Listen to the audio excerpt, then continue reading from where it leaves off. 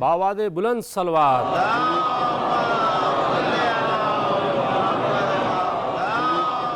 D D Urdu کی جانب سے عزاداران امام حسین کے لیے یہ فرش عزا بچھائی گئی ہے۔ آئیے مجلس کا آغاز کرتے ہیں۔ میں بہت ہی ادب و احترام کے ساتھ سوز خوانی کے لیے دعوت دے رہا ہوں محترم جناب قمر حسن نقوی صاحب کو کہ وہ تشریف لائیں اور سوز خوانی سے مجلس کا آغاز کریں۔ بولے پدر سے اکبر برچھی نہ کھینچنا، بولے پدر سے اکبر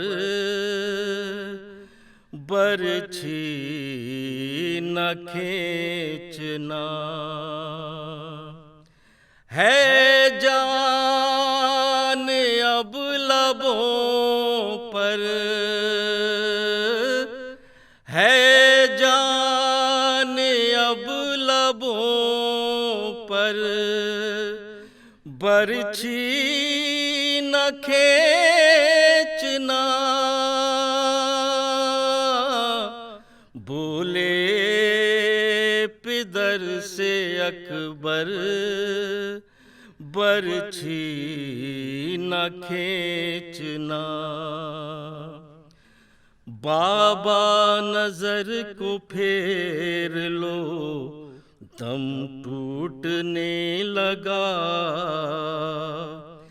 برچھی کے پھل سے خون ہے دل کا رکا ہوا، ابلے گا خون زمین پر، ابلے گا خون زمین پر، برچھی نہ کھینچنا، بولے پدر سے اکبر برچھی نہ کھینچنا، میں نے تمہیں بلایا تھا تاکہ میں کہہ سکوں، بالکل نہ غم کرو میرے دل کو ہے اب سکون،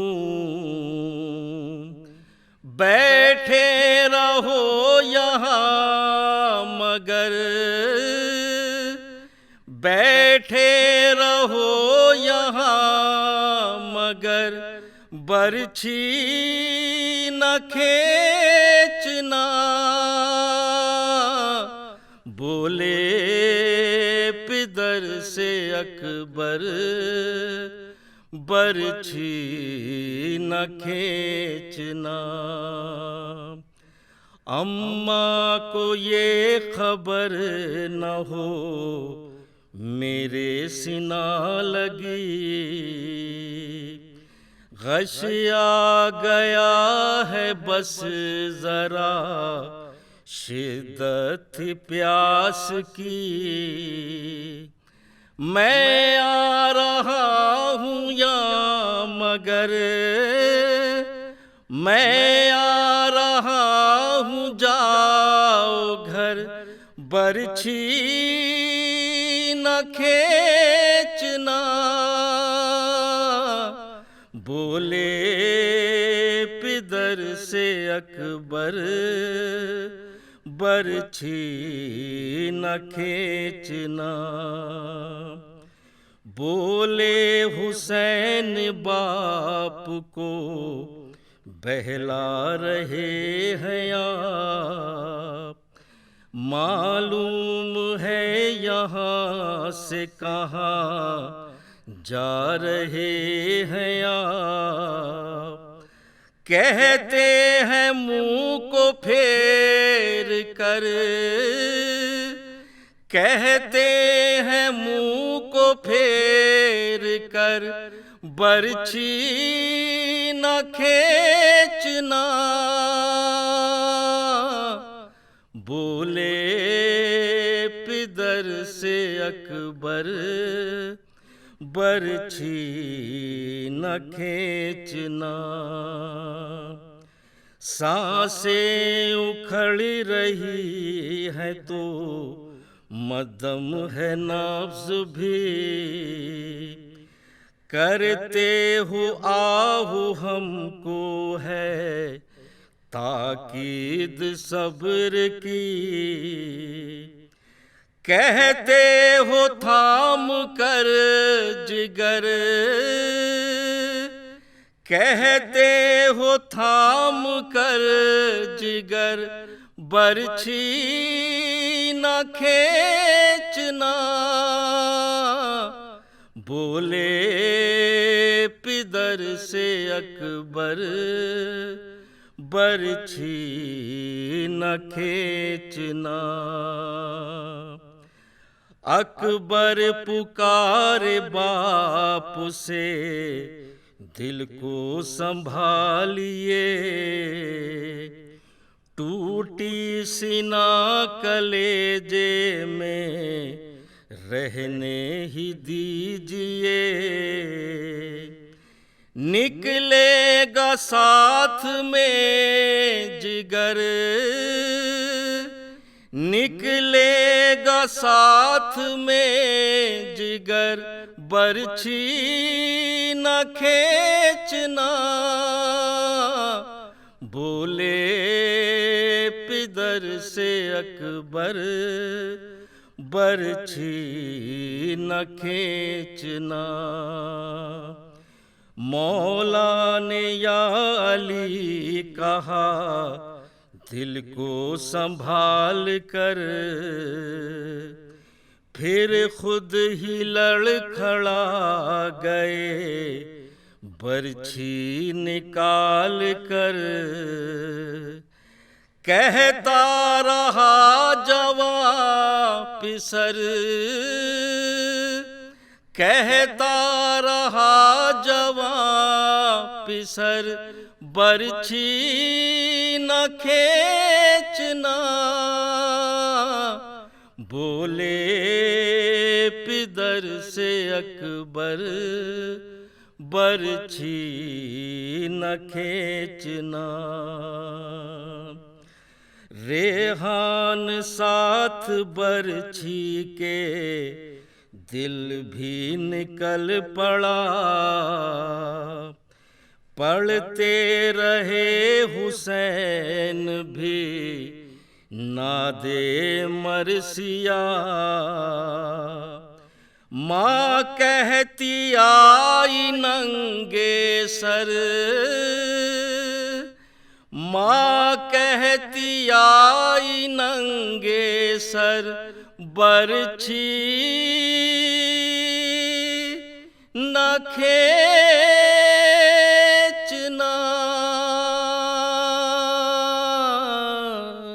سوزخانی کے بعد آئیے میں خطابت کے لیے دعوت دے رہا ہوں پروفیسر نظر سبطین رضوی صاحب کو کہ وہ تشریف لائیں اور آج کی مجلس کو خطاب کریں۔ لا حول ولا قوة الا باللہ العلی العظیم۔ اعوذ باللہ من الشیطان اللعین الرجیم۔ بسم اللہ الرحمن الرحیم۔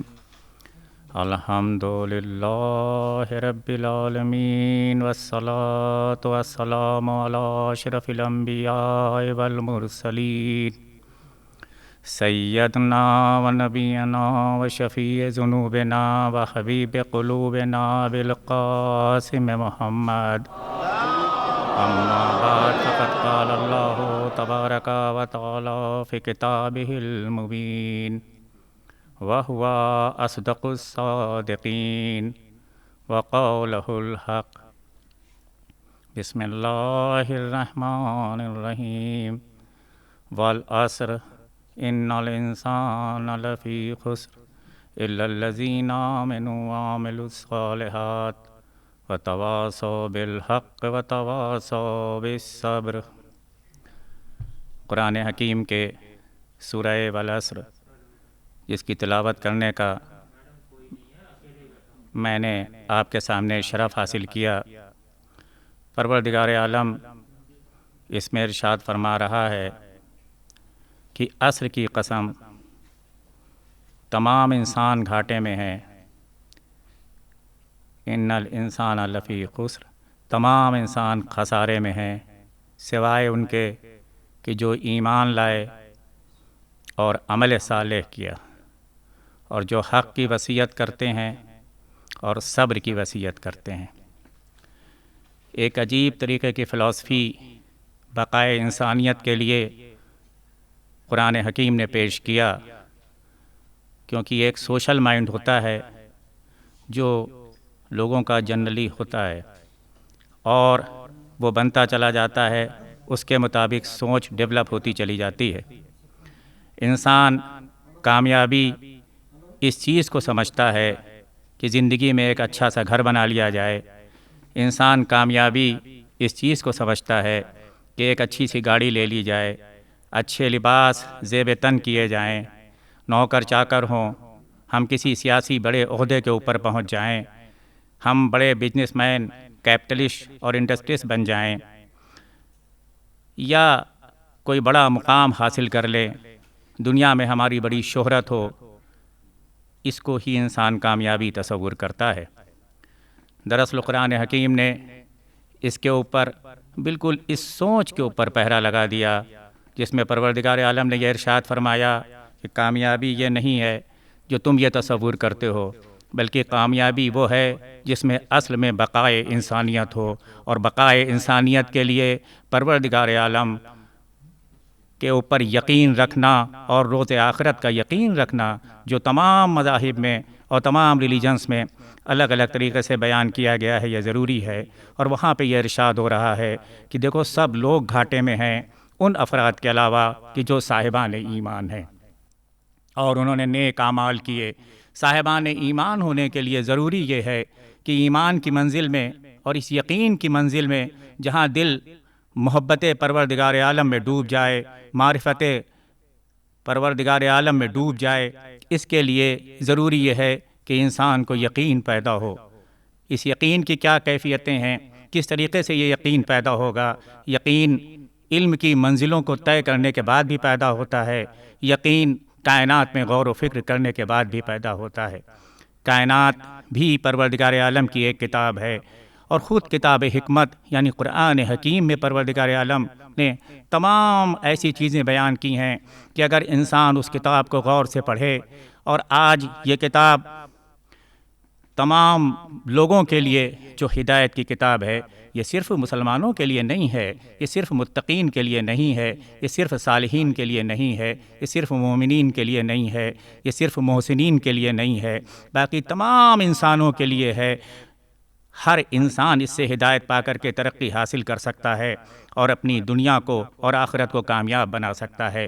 دراصل آخرت کی کامیابی دنیا کی کامیابی سے جڑی ہوئی ہے، اور دنیا کیسے کامیاب ہوگی؟ اس وقت تک دنیا کسی کے کامیاب ہو ہی نہیں سکتی جب تک اس کے دل میں جذبہ محبت نہ ہو، جذبہ انسانیت نہ ہو، اور ایسا جذبہ نہ ٹھاٹھے مار رہا ہو کہ اس کو درد محسوس ہو اگر کہیں انسانیت کے اوپر ظلم ہو، اگر کہیں انسان پریشان ہو۔ تو پروردگار عالم نے اپنی محبت کو جوڑ دیا انسانوں کی محبت سے، اور اس کے لیے پیغام تمام دیے، اور یقین کرنے کے لیے تمام کتابیں نازل کیں۔ لیکن قرآن حکیم میں اگر ہم غور کریں تو جیسے سورہ رحمان میں پروردگار عالم ارشاد فرما رہا ہے کہ الشمس والقمر بحسبان، دیکھو چاند اور سورج دونوں، شمس سورج، قمر چاند اور سورج دونوں ایک حساب کے پابند ہیں۔ یہ کس حساب کی گردش ہے؟ آج سے 1400 سال پہلے جب یہ آیہ کریمہ قرآن حکیم میں نظر آئی ہوگی تو لوگوں کو سمجھنے میں بہت دقت آئی کہ آخر یہ کس حساب کی بات ہو رہی ہے، یہ کس گردش کی بات ہو رہی ہے، کیونکہ دنیا علم و ادب کی فکر ابھی تک اس رسائی تک نہیں پہنچی کہ وہ یہ سوچ سکے۔ یہاں تک تو کچھ باتیں ہوئی ہیں کہ زمین گردش کرتی ہے، لیکن طے یہ بھی نہ ہو سکا تھا اس وقت تک اور اس کے بہت بعد تک کہ زمین سورج کے گرد گردش کرتی ہے، کہ سورج زمین کے گرد گردش کرتا ہے۔ تو یہ مسئلہ عجیب کنفیوژن کا بنا ہوا تھا، لیکن کیا کہنا، ہماری جانیں قربان ہو ایسی کتاب حق کے اوپر جس میں یہ ارشادات تھے کہ جو 1000 سال میں سائنس جن ترقیوں کو اور جن منزلوں کو چھوتی ہے، جہاں تک پہنچتی ہے، وہاں تک چند سیکنڈ میں اور چند منٹوں میں وہ چیزیں قرآن حکیم کے ذریعے ہم تک پہنچ سکتی ہیں اور انسانیت پہنچ جاتی ہے، جس میں پروردگار عالم نے یہ ارشاد فرمایا کہ دیکھو چاند اور سورج دونوں ایک حساب سے چل رہے ہیں۔ کہیں پہ یہ ارشاد ہو رہا ہے سورہ یاسین میں کہ سورج اپنے ایک ٹھکانے کی طرف جا رہا ہے، کہیں پہ یہ ارشاد ہو رہا ہے کہ کلو فی فلک یسبحون، ہر چیز اپنے مدار میں تیر رہی ہے، ہر چیز اپنی آربٹ میں تیر رہی ہے۔ یہ اتنا بڑا علمی چیلنج ہے قرآن حکیم کا کہ آج انسان کی فکر اس بات سے بہت زیادہ متاثر ہوتی چلی جا رہی ہے کہ جس وقت دوربینوں کا وجود نہیں تھا، دوربینوں کا کانسیپٹ تک نہیں تھا، کیونکہ دوربین کے بارے میں جو کانسیپٹ آیا وہ گیلیلیو نے دیا 1609 میں بظاہر جو دنیا کے سامنے آیا، لیکن ابن الہیثم نے اپنی کتابوں میں اس کا تذکرہ جس کو الحوزن کے نام سے مشہور ہے، اس نے بہت پہلے کر دیا تھا، 1000 سال پہلے، لیکن اس سے پہلے تھیوری آف آپٹکس کو پیش کرنے والی آل محمد کی شخصیت میں امام جعفر الصادق علیہ الصلوۃ والسلام تھے۔ تو اس کا مطلب یہ چیزیں بعد میں وجود میں آئی ہیں، لیکن تذکرہ قرآن حکیم میں پہلے ہو رہا ہے۔ ایک شخص اگر آپ اس کو اس طریقے سے لیں کہ محمد عربی کی شخصیت وہاں کے اوپر موجود ہے اور وہ یہ کہہ رہی ہے کہ دیکھو سورج بھی چل رہا ہے، تو کون یقین کرے گا؟ لیکن جب آج کے علم فلکیات کے ماہرین نے دیکھا اور اس کے بعد اس کو سمجھا گیا تو پتہ یہ لگا کہ سورج تو ایک تارہ ہے، سورج جیسے کروڑوں تارے ہماری کہکشاں کے اندر موجود ہیں، اور یہ سارے تارے جو ہماری کہکشاں کے اندر موجود ہیں اپنی کہکشاں کے مرکز کے چاروں طرف گھوم رہے ہیں۔ سورج بھی پورے اپنے سولر سسٹم کو لیے ہوئے، یعنی تمام پلینٹس کو لیے ہوئے اور ہیڈ آف دا فیملی کی طرح اس کہکشاں کے مرکز کے چاروں طرف چکر لگا رہا ہے، اور یہ 250 کلومیٹر فی سیکنڈ کی رفتار سے گھوم رہا ہے، اور اپنے کہکشاں کے مرکز کا ایک چکر تقریباً 250 ملین ایئرس یعنی 25 کروڑ سال میں پورا کرتا ہے، اور اس کو ہم کاسمک ایئر کہتے ہیں۔ یہ بات آج لوگوں کے سامنے آئی ہے، یہ بات آج لوگ جانے ہیں کہ سورج کی بھی گردش ہے، اپنی کہکشاں کے مرکز کے چاروں طرف سورج بھی گھوم رہا ہے۔ قرآن حکیم اعلان کر رہا ہے کہ کلو فی فلک یسبحون، ہر چیز کل ٹوٹلٹی کے لیے، فلک آربٹ کے لیے، فلک مدار کے لیے، فلک ایک پرٹیکولر ٹریک کے لیے یسبحون۔ اور جب میں نے اس کی تفسیروں کو دیکھا، اس کی تفسیر کو دیکھا تو اس میں یہ آیا کہ جس طریقے سے صافے کو لپیٹا جاتا ہے اور اس کے بعد اس کے گھومنے کا پاتھ بدلتا رہتا ہے، اس طریقے سے چیزیں گھوم رہی ہیں اپنے آربٹ کے اندر۔ کتنا واضح اشارہ ہے اور کیسا اشارہ ہے یہ قرآن حکیم کا۔ اگر آپ دیکھیے تو چاند اسی انداز سے زمین کے گرد گھوم رہا ہے، زمین اسی انداز سے سورج کے گرد گھوم رہی ہے، سورج اسی انداز سے اپنے کہکشاں کے مرکز کے چاروں طرف گھوم رہا ہے۔ تو پتہ یہ لگا کہ یہ عجیب قانون قدرت ہے۔ پروردگار عالم نے کتنا زیادہ اس پہ زور دیا کہ دیکھو جتنی تمہاری بصیرت ہوتی جائے گی، جتنی تمہاری بصارت ہوتی جائے گی، جتنی تمہاری سمجھ بڑھتی چلی جائے گی، تم اس گہرائی تک پہنچتے جاؤ۔ آج تم سمجھتے ہو کہ یہ کائنات ہے، نہیں، اس کائنات کے پیچھے بھی کائنات ہے۔ یہ کہکشاں ایک ڈراپ ان اوشن کی طرح ہے، ان اربوں خربوں کہکشاؤں کے اندر جن کی وسعتوں کو انسان سمجھ نہیں پایا ہے کہ اس کے پیچھے کیسے کلسٹرز ہیں، کیسی پرتیں ہیں، اور یونیورس کا کانسیپٹ دنیا لے کر کے چل رہی ہے کائنات میں۔ اس سے بڑھ کر کے ملٹی ورس کا کانسیپٹ ہے، اور ملٹی ورس کے کانسیپٹ کے بعد بھی ابھی بہت نتیجوں پہ نہیں پہنچی ہے، اور یہی سوچ رہی ہے کہ بس اب ہم یہ جان پائے کہ ہم کچھ نہیں جانتے۔ تو یہی تو کہا تھا آئنسٹائن نے، جو اس صدی کا سب سے قابل شخصیت مانا جاتا ہے۔ اس نے کہا کہ اب ہم یہ جان سکے کہ ہم کچھ نہیں جانتے ہیں، یعنی یہ جاننے کے لیے کہ ہم کتنے جاہل ہیں، انسان کو کتنے علم کی ضرورت ہوتی ہے۔ چہ جائے کہ انسان انیشلز کو کسی چیز کے جان لیتا ہے تو اپنے کو عالم سمجھنے لگتا ہے، لیکن ہماری جانیں قربان ہوئیں اس مولائے متقیان حضرت علی ابن ابی طالب علیہ الصلوۃ والسلام کے اوپر، جس کے لیے محمد مصطفیٰ صلی اللہ علیہ وآلہ وسلم نے ارشاد فرمایا کہ میں شہر علم ہوں اور علی اس کا دروازہ ہے۔ اس نے ارشاد فرمایا نا کہ دیکھو جو کچھ پوچھنا ہو مجھ سے پوچھ لو قبل اس کے کہ تم مجھے کھو دو۔ لیکن قوم اتنی ناسمجھ تھی، لوگ اتنے ناسمجھ تھے کہ اس کو کچھ سمجھ نہیں پائے کہ کیا پوچھنا ہے اور کیا سمجھنا ہے۔ یہ وہ شخصیتیں تھیں کہ اگر ان کے اشاروں کو انسانیت سمجھتی، ان کی باتوں کو لوگ سنتے، تو آج دنیا میں امن و امان ہوتا، جنت کا وہ تصور دنیا میں ہی ہوتا جو ایک انسان صرف سوچ سکتا ہے۔ عزیزان محترم، کتنی بڑی باتیں ان میں بیان کی گئی ہیں۔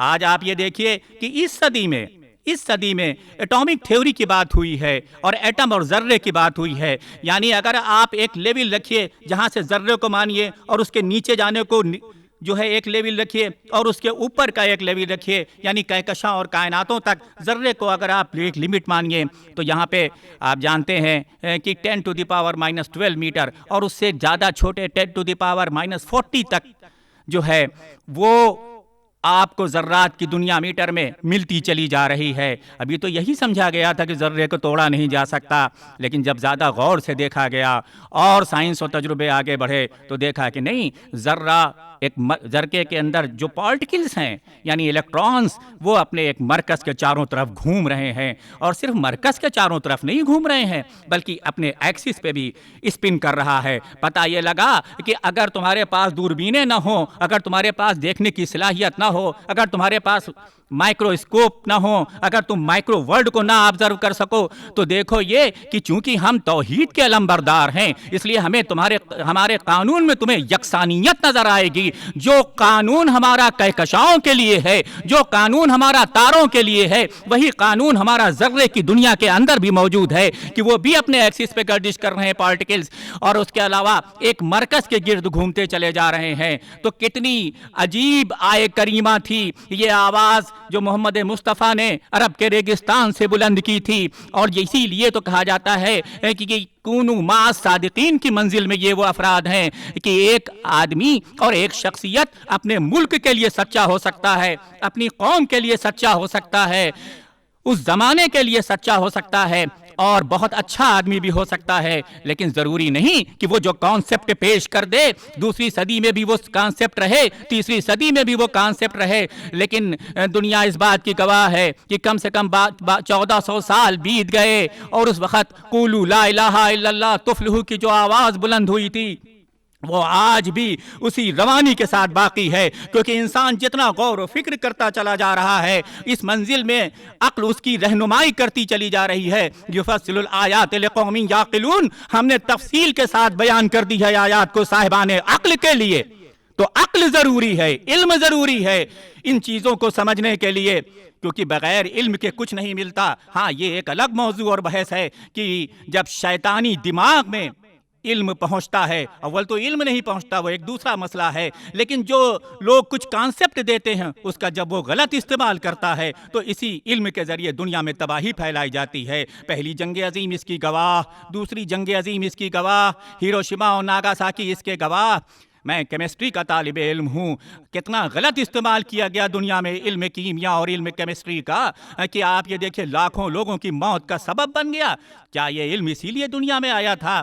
کیا اس علم کے فادر آف کیمسٹری، بابا کیمسٹری جو کہے جاتے ہیں، جن کو گیبر دی گریٹ کہا جاتا ہے اور ان کا پورا نام ہے موسیٰ الجابر ابن حیان، یہ شاگرد خاص تھے امام جعفر الصادق علیہ السلام کے، اور انہوں نے تمام علم کیمیا میں کتابیں لکھیں اور تمام رسالے لکھے۔ آج دنیا میں جو کیمسٹری پہنچی ہے، جس کو جارج سالٹن نے ہسٹری آف سائنسز میں، جو father of history of sciences کہا جاتا ہے، اس نے یہ چیزیں بیان کی ہے کہ صاحب علم کیمسٹری کے اوپر جابر ابن حیان کا احسان ہے۔ آج تمام ایلیمنٹس، تمام پروسیس جابر ابن حیان کی دین ہیں۔ تو عزیزان محترم، کیا یہ علم اسی لیے آیا تھا؟ نہیں، یہ علم اس لیے نہیں آیا تھا کہ دنیا کو تباہی اس علم کے ذریعے پہنچائی جائے یا دوسرے دیگر علوم کے ذریعے، بلکہ دنیا کی بقا کے لیے علم ہے۔ تو جو لوگ، اسی لیے پہلے ضروری ہے کہ دل پاک ہو، فکر پاک ہو، اور اگر دل نہیں پاک ہے تو علم اس کے اندر اور نجاست پیدا کر کے لوگ شیطانی قوت و طاقت کے چنگل میں آ کر کے اپنے علم کے ذریعے، اپنی منفعت کے ذریعے دنیا کو تباہی کے دہانے پہ پہنچا دیتے ہیں۔ پروردگار عالم نے اپنی کتاب میں بڑے اشارے واضح کیے اور اس میں یہ کہا کہ ہر چیز اپنی مدار اور آربٹ میں تیر رہی ہے. تو آپ یہ دیکھیے کہ ذرات کی مائکرو ورلڈ سے لے کر کے اور کائنات کی وسعتوں میں موجود ہر چیز اپنے آربٹ میں چکر لگا رہی ہے. ایک ہوتی ہے اپروچ آف مائنڈ تھیوری. دامن وقت میں گنجائش کم ہے, میں جلدی سے اپنی بات کہہ کے ختم کرنا چاہتا ہوں اور پہنچنا چاہتا ہوں قریب, کہ اگر یہ ٹریک بتایا جائے کہ ایک یہ ٹریک ہے اور اس کے اوپر آپ لاکھ کلومیٹر تک آگے بڑھ جائیں گے, تو ہو سکتا ہے کہ آپ یہ سوچ سکیں کہ آگے بھائی 1,00,000 کلومیٹر آگے کیا ہے, اور یہ اپروچ آف مائنڈ تھیوری ہوئی. لیکن جس چیز کے بارے میں پتہ ہی نہیں, سنا ہی نہیں, وہاں کے اوپر دعوے اور دلیل کے ساتھ بات کرنا سوائے غیبی طاقت کے ذریعے دیے گئے علم کے اور کچھ نہیں ہو سکتا. تو اب ذرات کی دنیا کو 1400 سال پہلے ذرات کی دنیا کے سمندر کو کھنگالنا, اور کیا یہیں پہ ختم ہو گئی ہے یہ دنیا؟ نہیں, تو ابھی تو پھر اس کے نیچے سمندر موجود ہے. جس کو تم بوند سمجھ رہے ہو, اس بوند کے اندر سمندر موجود ہے. اس میں سے پھر ایک بوند کو لو, چھوٹی مائکرو ڈراپس کو لو, اور اس کو اگر بڑا کر سکو, اس کے اندر پھر سمندر موجود ہے ذرات کا. پھر پروردگار عالم نے ارشاد فرمایا, آج کہا یہ جاتا ہے, یہ بحث ہوتی ہے کہ قرآن حکیم کا جواب لایا جائے. قرآن نے تو اس کو چیلنج کر دیا, بھائی پریشان نہ ہو, دیکھو جو علمی نقطے اور علمی حقائق قرآن حکیم میں موجود ہیں, تم کوشش کرو تو اس کا جواب لے آؤ گے. لا کر کے دیکھو اس کا جواب کیا لا سکتے ہو تم کوشش کرو گے, اس کا جواب تم نہیں لا سکتے. اس لیے کہ ہم وہ حقائق بیان کرتے ہیں, ہماری جانیں قربان ہوں کہ اگر ایک کانسیپٹ دے دیا گیا قرآن حکیم کے اندر کہ we have created all things in pairs, ہم نے ہر چیز کو جوڑا پیدا کیا. تم اپنے نفس میں بھی غور کر لینا, تم درختوں کو بھی دیکھ لینا, تم پھولوں کو بھی دیکھ لینا, تم پھلوں کو بھی دیکھ دینا, ہر چیز جو ہے وہ پیئرس میں پیدا کی گئی. We have created all things in pairs, ہم نے ہر چیز کو جوڑے میں پیدا کیا. تو پروردگار عالم, کیا یہ تیرا قانون ذرات کی دنیا میں بھی آتا لگتا ہے؟ تو پتہ یہ لگا کہ جب انسان نے دیکھا تو پتہ یہ لگا کہ نہیں, ہر جوڑا پارٹیکل موجود ہے جس کے چارج اپوزٹ ہے اور ماس برابر ہے, لیکن یہ ماس اتنا چھوٹا ہے 10⁻⁻40 گرام میں ہے, بلکہ 10⁻⁻50 گرام تک جا رہا ہے. یہ قرآن کی صداقت اور سچائی تھی جو میں نے کچھ آپ کے سامنے پیش کیا, اور آج علمی دنیا حیرت میں پڑی ہوئی ہے. بس میں بات کو سمیٹنا چاہتا ہوں کہ کتنے علمی معجزات ہیں, ان سے انسان غور و فکر کرے. افلا, کیا قرآن کی یہ آیتیں نہیں بیان کی جاتی, اور کیوں نہیں بیان کی جاتی, جہاں قرآن حکیم میں یہ ارشاد ہو رہا ہے کہ افلا یتدبرون القرآن ام علی قلوب افقالها. افلا جھنجھوڑا جا رہا ہے, جیسے اسماء فہم یعنی سن اور سمجھ, ویسے ہی جھنجھوڑا جا رہا ہے. یتدبرون القرآن, تم قرآن میں تدبر کیوں نہیں کرتے؟ یعنی تفکر کی بھی بالائی منزل ہے, تفکر سے بھی اونچی بات ہے. ام علی قلوب افقالها, کیا تمہارے قلب کے اوپر افقالها قفل لاک تالے پڑ گئے ہیں؟ یعنی غور و فکر سے انسان صحیح نتیجے کے اوپر پہنچے گا. تو میرے عزیزوں اور ماتم داران حسین, یہ ایسی کتاب, اس پہ غور کرو. تو جب یہ آرگنائز سسٹم ہے تو بغیر بنانے والے کی کوئی عمارت تعمیر نہیں ہوتی. اتنے ہی سپر آرگنائز سسٹم ہے تو کوئی برین ہوگا, کوئی طاقت علم والی ہوگی جس نے اس کائنات کو پیدا کیا. تو وہی تو بتائے گی جس نے مجھ کو پیدا کیا, وہی تو بتائے گی کہ کیوں پیدا کیا. وَالْعَصْرِ إِنَّ الْإِنسَانَ لَفِي خُسْرٍ إِلَّا الَّذِينَ آمَنُوا وَعَمِلُوا الصَّالِحَاتِ. دیکھو, جب تم ایمان لاؤ تو امیجیٹ ریفلیکشن یہ ہو کہ عمل صالح کی طرف بڑھ جاؤ. کیونکہ اگر کوئی کہہ دے کہ خدا نخواستہ یہاں پہ اسنیک ہے, تو تمہارا امیجیٹ ریفلیکشن یہ ہوگا کہ اس کی بات پہ یقین کر کے فوراً اپنے کو بچانے کی کوشش کرو گے. تو علم کا فوراً امیجیٹ ریفلیکشن جو ہے وہ عمل ہونا چاہیے. اور کیسا عمل؟ عمل صالح, نیک عمل, وہ عمل جو انسانیت کی بقا کا ضامن ہو, وہ عمل. کیونکہ تمہارا وقت لگ رہا ہے. یہاں شروع میں قسم کھائی جا رہی تھی کہ وقت کی قسم. وقت ہر چیز سے جدا نہیں کیا جا سکتا, کسی چیز سے وقت جدا نہیں کیا جا سکتا قول و فعل کے ذریعے. لیکن یہ اہم وقت تھا, وہ وقت عصر اور وہ وقت عاشور, جس کی شاید تفاسیر میں ترجمانی کی گئی ہے کہ امام نے ارشاد فرمایا, اس وقت عصر کا تذکرہ کیا جا رہا ہے جو شہادت امام عالی مقام کا تھا. یہی پیغام امام ہے کہ دیکھو, تم اگر علمی دنیا میں جاؤ تو سمجھو کہ مقصد حیات کیا ہے, درد ملت کیا ہے. لفظ ہم درد اپنے میں اگر ڈیفائن کیا جاتا ہے تو یہی کہ جب آپ دوسرے کے درد کو محسوس کریں. لیکن بات یہیں نہیں ختم ہو جاتی, باقی آگے کہا جا رہا ہے وَآمِنُوا وَعَمِلُوا الصَّالِحَاتِ. صالحات وتواصوا بالحق وتواصوا بالصبر، یہ حق کی وصیت کرتے ہیں اور صبر کی وصیت کرتے ہیں۔ تو حق کی وصیت کون کرے گا؟ جس کو شناخت حق ہوگی، اور صبر کی بات کون کرے گا؟ جس کو صبر کی منزلت معلوم ہوگی۔ بس میں اپنی بات کو تمام کرنا چاہتا ہوں۔ ہاں، کیا کوئی ایسا صبر کرنے والا ہے جیسا حسین ابن علی نے صبر کیا؟ جب کوئی لڑنے کے لیے جاتا ہے، جب کوئی قربانی دینے کے لیے جاتا ہے، کیا اس طرح اپنے گھر کے چھوٹے چھوٹے بچوں کو لے کے جاتا ہے؟ کیا بیویوں کو لے کر کے جاتا ہے؟ حسین نے جب مدینے سے سفر کیا تو بیویوں کو ساتھ لیا تاکہ مقصد حسین سے بعد میں آگاہ کریں، بچوں کو ساتھ لیا اور ایک چھوٹے بچے کو ساتھ لیا جس کو علی اصغر کہا جاتا ہے۔ دنیا میں جب دوسری جنگ عظیم کے بعد امن عالم کی ضرورت ہوئی تو لیگ آف نیشنز کے زمانے میں پوری دنیا میں جو پہلی پیس اپیل کی گئی وہ اس بچے کے نام کے ذریعے کی گئی۔ یہ قربانی علی اصغر کا اثر ہے کہ دنیا میں جو پہلی امن کی اپیل کی گئی وہ اس بچے کے نام سے کی گئی، کیونکہ جب جنگ ہوتی ہے تو ڈائریکٹلی یا انڈائریکٹلی بچے متاثر ہوتے ہیں۔ عزیزوں، بس یہ بچہ اپنی بہن کی گود کو نہیں چھوڑ رہا تھا۔ امام نے کان میں کہا، اے بیٹا، تمہیں کربلا میں قربانی دینی ہے۔ بچہ ہمک کے آیا، لیکن بہن باہوں کو پھیلائے رہی، میں آخری بار اپنے بھیا کو پیار تو کر لوں، ارے کس طرح اپنے سے جدا کروں، ارے تڑپتی رہی۔ اس کے بعد المختصر یہ قافلہ میدان کربلا پہنچا 2 محرم کو، اور وہ وقت بھی آ گیا جب امام یکا و تنہا حل من ناصرین ینصرنا کی آواز، اور امام کی اس آواز کو لبیک کہنے والی شخصیت، یہ معصوم علی اصغر رباب کا بیٹا، اس نے اپنے کو جھولے سے گرایا۔ امام نے جب رونے کی آواز سنی، ارے دوڑ کر خیمے میں پہنچے، اے اہل حرام، ابھی تو ہم زندہ ہیں، ارے یہ رونے کی آواز کیوں؟ کہا گیا، ارے بچے نے اپنے کو جھولے سے گرا دیا۔ امام نے کہا، لاؤ مجھے بچے کو دو۔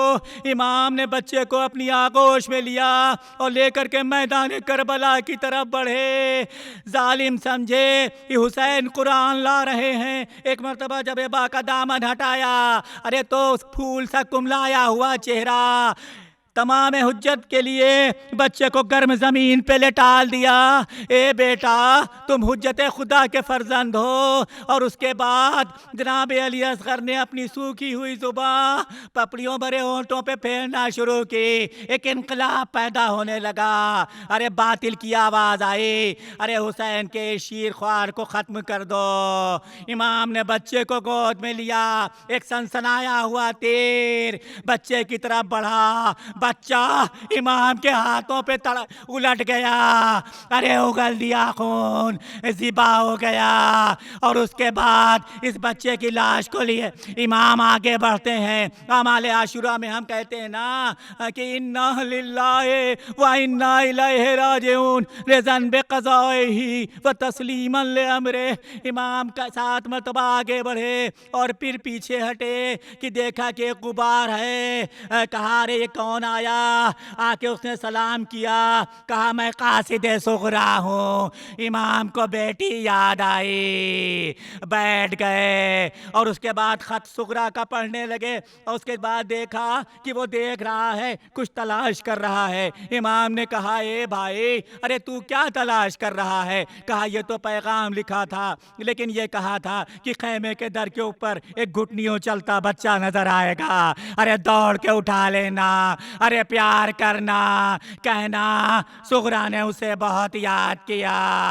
امام نے سر کو جھکایا، صغرا یاد آئے، کہا، اے بھائی، اسی صغیر کی تو یہ قبر بنایا ہے اور آنسوؤں سے اس کو تر کیا ہے۔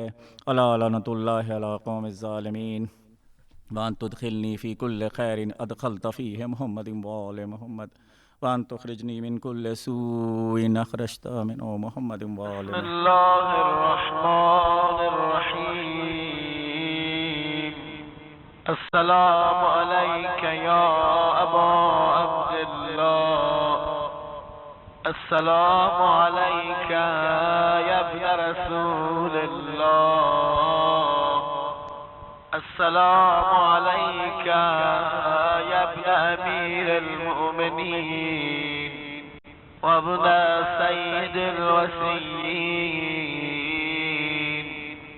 السلام عليك يا ابن فاطمة الزهراء سيدة نساء العالمين.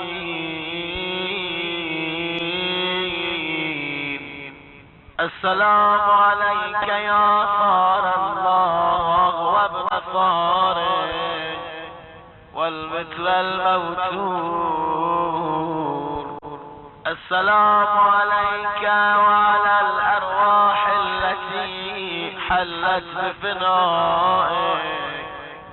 عليكم مني جميعا سلام الله أبدا ما بقيت وبقي الليل والنهار.